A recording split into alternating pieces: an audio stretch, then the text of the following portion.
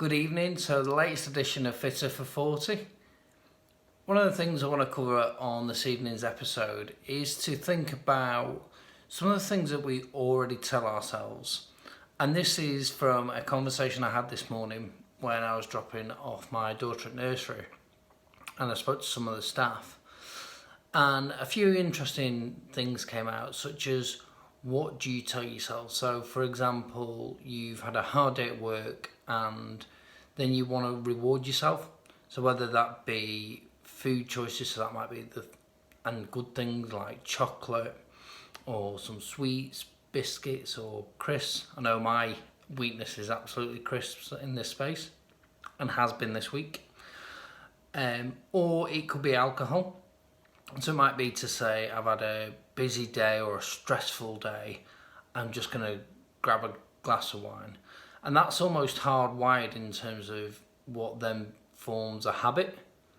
What we were talking about is often people don't make a choice of, oh, I really want this chocolate bar as a treat. It is just a treat because it's dark, it's cold, you want to be comfy or cozy, and actually it's a reward for having a hard day at work or a busy day at work where you feel like you've achieved, and then you get kind of some reward for that. And what we talked about was to say, well, in Fitter4 Forty, one of the things that I've done is then say it's fine to have that choice, but then there's two things you can do, two questions that I found to be really useful is, do I need this or do I want this? Okay, so food or drink choice. And then the second thing is and I guess that's partly into the second element, is consciously thinking about that food choice. Okay, so you can say, I'm consciously choosing to have this chocolate bar. And I think the reason that's worked for me is next time I come to another chocolate bar, and I spoke about this yesterday on the vlog, is I'm consciously choosing to have this chocolate bar. And if you hear that 2 or 3 times or 4 times as a build-up, then you're at least aware that you're making that conscious choice, as opposed to it just being a habit that you're into, that's hardwired, that is something that you just follow because it's what you do. One of those for me, to give some context around this, so before I stopped drinking at the end of the year, I would say if I'm going to watch a football match that I'd have a beer. For example, I'll get a beer with a football because that's hardwired and that's what you do. Now, I don't do that, okay, because I'm not drinking alcohol. And I don't always get a substitute drink, actually. So I can watch a match comfortably without having a drink at all. And it's really interesting to know, like, breaking that thought process or creating a new thought process, then not only breaks a habit, but breaks a way of thinking.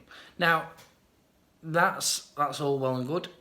This week, as I said, has been a completely different week for me, so completely out of routine due to circumstances beyond my control, and so I've been catered for, so not had choices that I can make.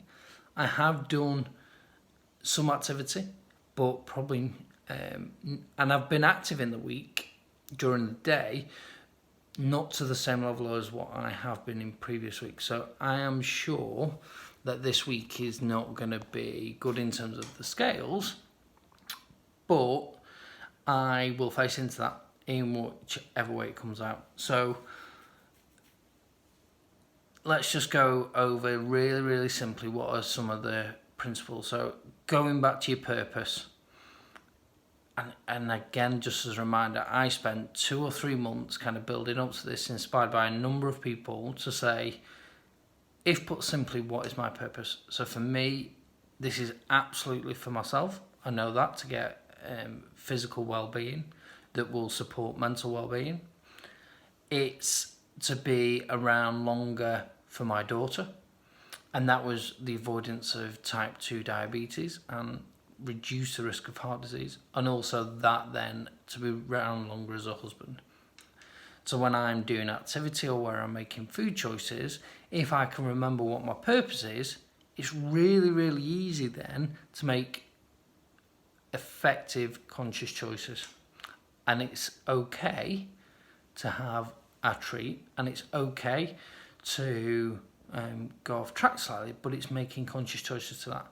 And if your purpose is strong enough, or you've thought about it on really what you're doing and the reasons behind that, that can help make this sustainable.